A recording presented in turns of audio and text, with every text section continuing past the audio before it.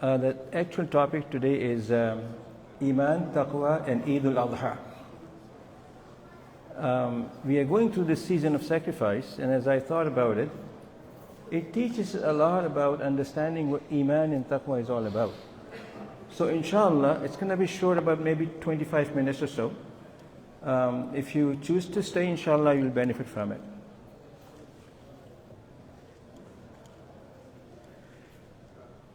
Bismillah minash shaitan rajim. Bismillahir rahmanir rahim.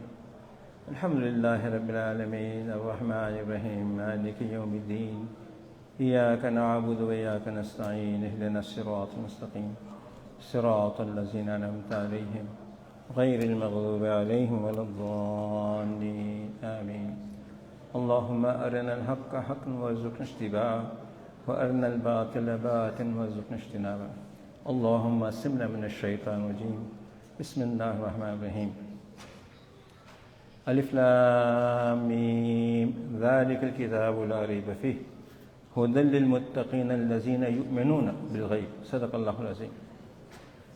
For the last about 2 or 3 Fridays, we have been talking about what Iman and Taqwa is all about.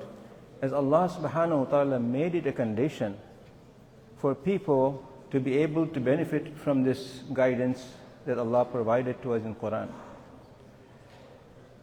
As I was thinking about it, the season of sacrifice that we are going through in Eidul Adhha, I felt that this season provides an excellent opportunity to show and teach us how Iman and Taqwa look in actual practice.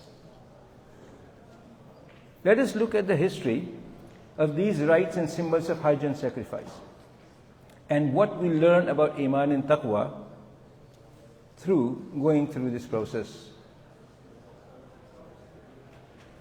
After Ismail alayhi salatu wasalam was born to Hajra radiallahu anha, Allah subhanahu wa ta'ala commanded Ibrahim alayhi salatu wasalam to take both the mother and the infant baby to Makkah, at a deserted place at that time, and leave them there, which he did. He would come to visit them every now and then. Ismail alayhi salatu wasalam kept growing under the care of his mother. When he became old enough to be playing around with him, his father, when he came around, Ibrahim alayhi salatu wasalam, had a dream on 3 occasions that he was sacrificing his son. As we know, the dreams of the prophets are a form of wahi. So he came to visit Ismail alayhi salatu wasalam to share his dreams with his son. Allah subhanahu wa ta'ala mentioned this in the Holy Quran. A'udhu billahi minash shaitanir rajim.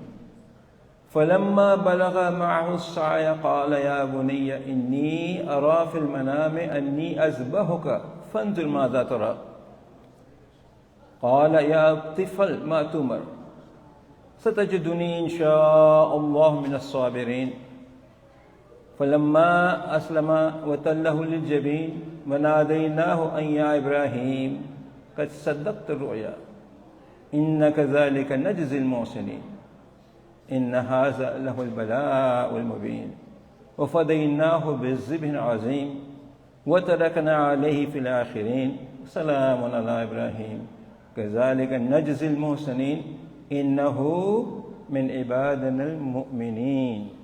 Sadaqallahul azim. And when his son Ismail was old enough to run around with him, he said, "My son, I see in my dream that I'm sacrificing you. See what you think." He said, "Oh my father, do whatever you have been commanded to do. If Allah wishes, you will find me to be patient." We called out to him, "O Ibrahim, you have indeed fulfilled your vision. Thus indeed do we reward the virtuous." This was indeed a very difficult manifest test. Then we ransomed him with a great sacrifice and left for him a good name in posterity.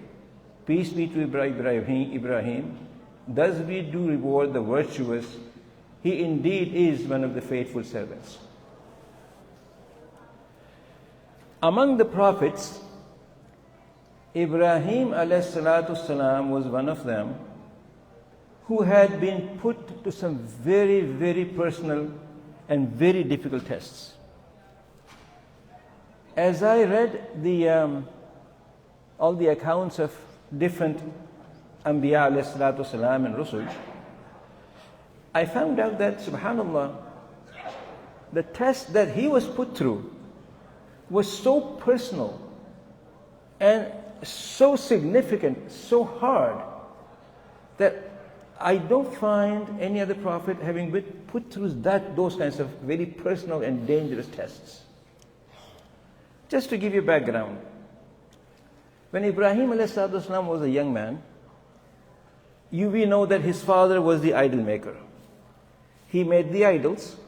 Allah subhanahu wa ta'ala showed Ibrahim the light, and he figured out that these idols are not God. They don't have any powers. They are not worthy of worship. As soon as Allah showed him the light and opened his heart for belief and conviction, he accepted it. He went to his father and he said, "Oh, my father, you know and I know that you make these idols and everybody worships them. You know that they don't have any power to do anything, but yet you worship them." His father said, "Shh, shut your mouth and follow. Don't open your mouth about this." It was a test. He had nobody. He had no support system around him. He was alone, the believer, with Iman. He believed and he accepted.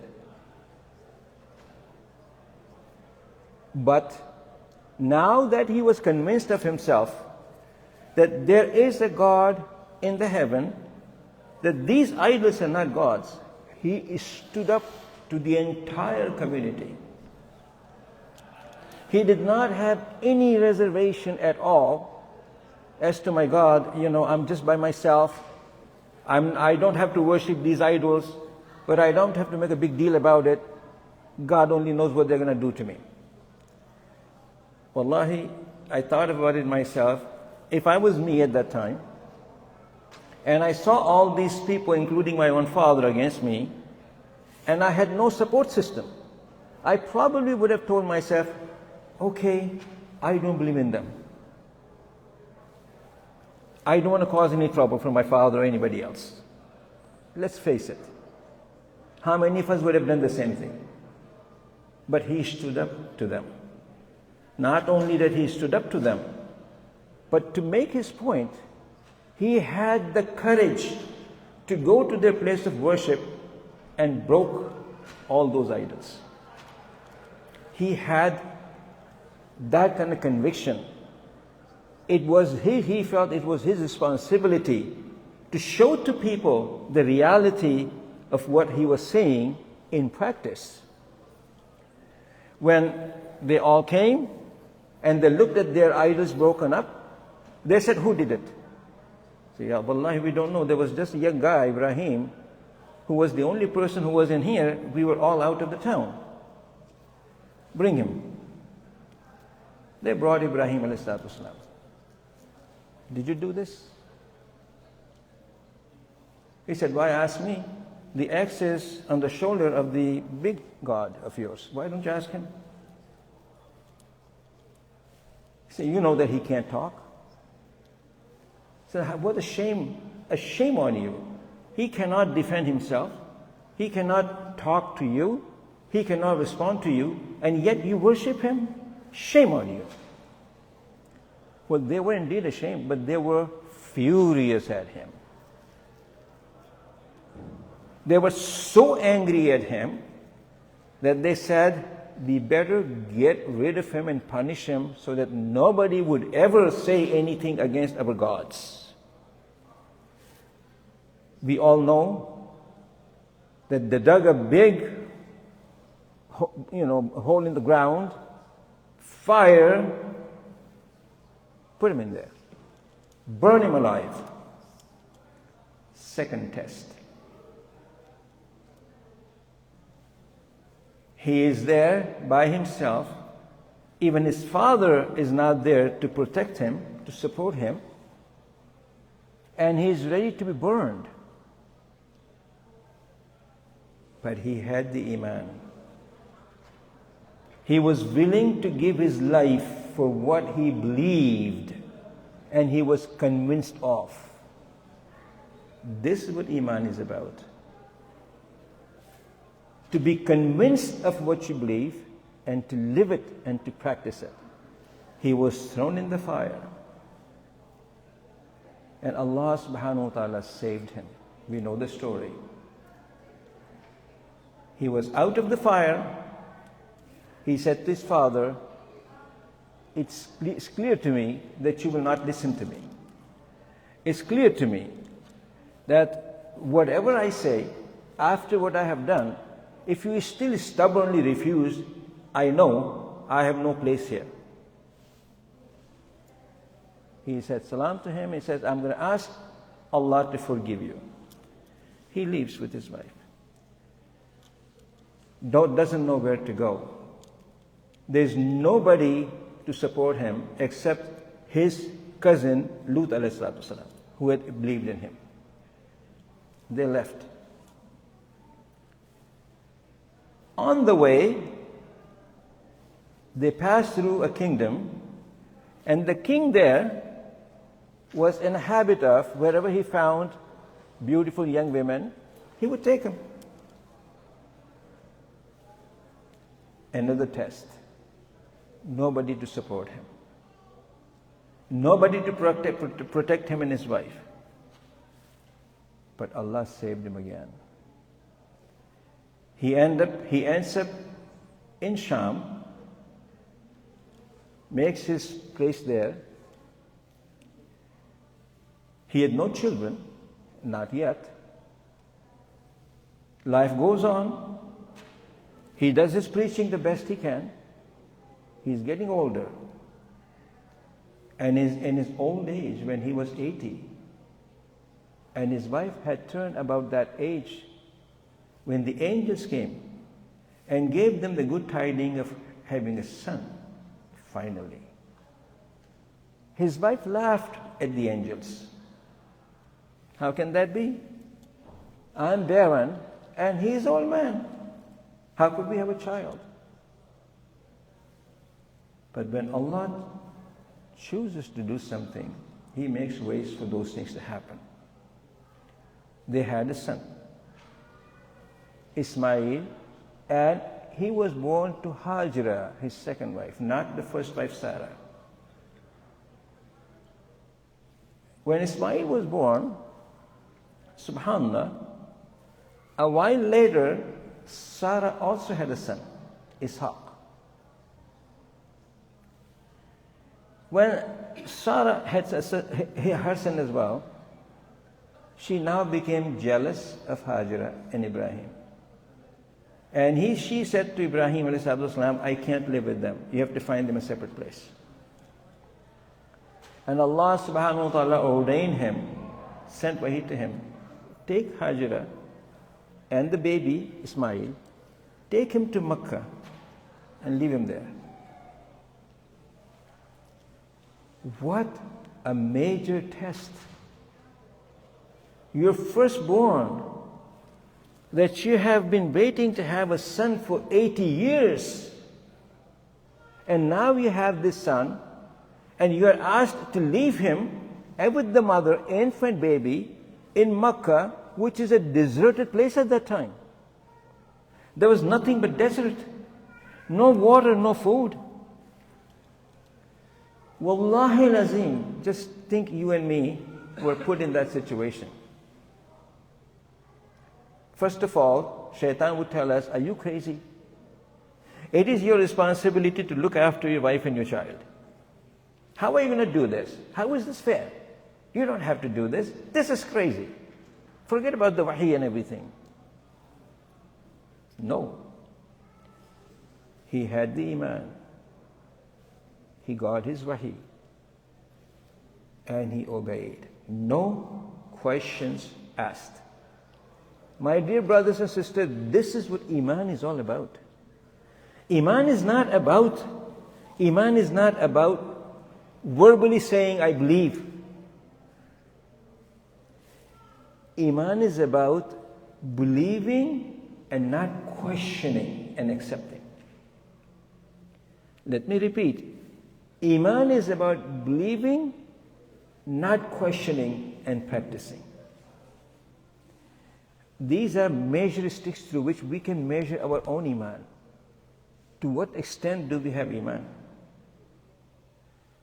So he leaves them there. I don't want to go into the whole story. I'm just trying to point out to you what Iman is all about. He would come every now and then to visit Ismail. SubhanAllah, when Ismail turned old enough, when he can play around with him, run around with him. Dad has come, we're going to play for a while. And the son is happy. And the father is so happy. And then he has a dream on 3 nights, consistently, consecutively, that showed him that he was sacrificing Ismail for Allah subhanahu wa ta'ala. The dreams of the prophets are wahi. What does he do? He goes to visit Hajar and Ibrahim. And he said to Ismail, "Oh my son, I have seen this dream 3 times, 3 nights. What do you think I should do?" Just imagine. He's saying to his son, who is playing around with him, I had this dream consecutively 3 nights, and it showed me that I was sacrificing you for Allah. His son was the son of the Payghambar. He said, "Oh my father, if this is what Allah has commanded you, go ahead and do it. You will find me patient." This is Iman. Accepting and obeying. Allah took all these tests before him, and he brought him out of those tests safely. But did he know? Did Ibrahim ﷺ know that when I was be put in fire, I won't burn? He didn't know that. When Allah asked him to sacrifice his son, did he know that Allah does not really want it and testing him? No, he did not know. Ismail ﷺ tells him, "Oh my father, lay me down on my face so that you don't see my face. If you see my face, then you may lose your heart." He puts him down on his face, takes the knife out, and he starts sacrificing. And Allah said, "Stop. Stop. I really did not want your son to sacrifice me. I just wanted to test your Iman."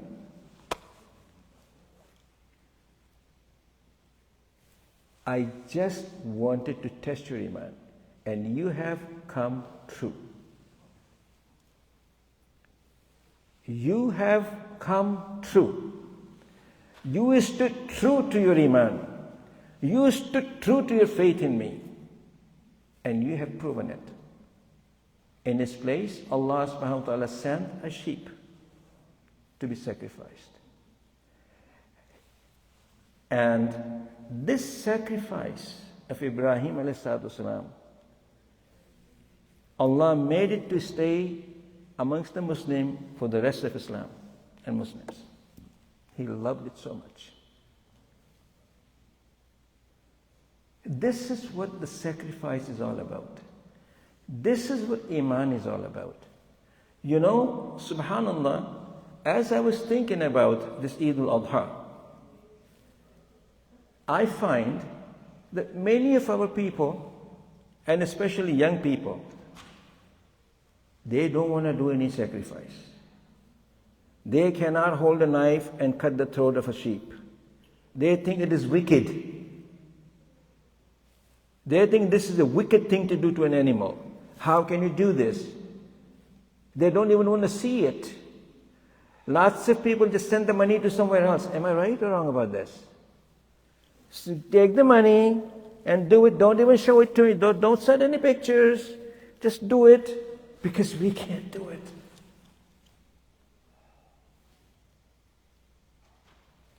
This is the quality for our Iman. We don't have the heart to truly obey Allah subhanahu wa ta'ala. My dear brothers and sisters,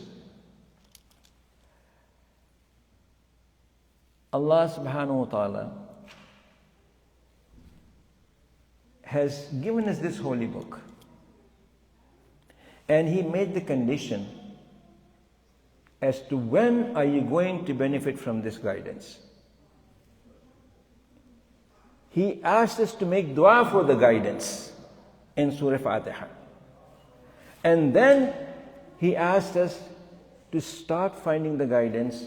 Alif Lam Mim Dhalikal Kitab La Rayba Fih. This is where you are going to find the guidance. This is the book we are going to find the guidance. Hudal lil muttaqeen. It will provide guidance who have a sense of accountability, who are mindful of their accountability before me. Allazina yu'minuna bil ghaib. Those who believe in unseen. These are the requirements. If we don't have that belief that whatever Allah says in here is indeed Allah's words, indeed His true guidance, indeed we as believers then take an oath before Allah to obey Him.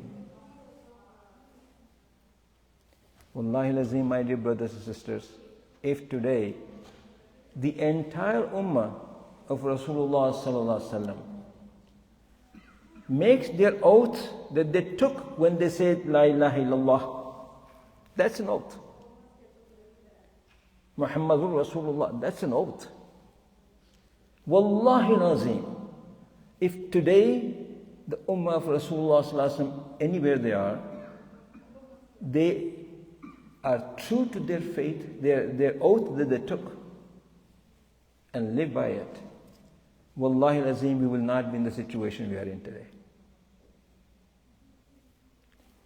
We will not be in this situation today. But it's so unfortunate that although we pray, we fast, we go to Hajj, we go for Umrah, we pay zakat, but we do it all as a tradition, as a custom.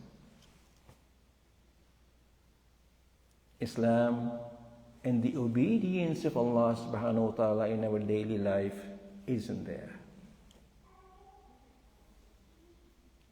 May Allah subhanahu wa ta'ala give us the tawfiq, the wisdom to truly understand what Iman is all about, what the sense of accountability and mindfulness is all about. And inshallah, I'll stop here. As I said, I'm going to make it short. But I want to say something else, which is, it is getting late now because of the Maghrib and Isha together. So I'm thinking of three options. Either we continue as it is after Isha, or we change it after Asr prayer, or we do it before Maghrib prayer, about 40 minutes before Maghrib prayer. What would you prefer? Anybody? Before Maghrib? So that'd be okay, because before Maghrib, if you show up before Maghrib, for about 35-40 minutes before Maghrib, then inshallah you can stand pray Maghrib and Isha together. So inshallah next Friday, that's what we're going to do. Inshallah al-Aziz. Subhanakallahumma bihamdik tabarak ismuka ta'ala jadduk la ilaha illallah Muhammad sallallahu alaihi wasallam.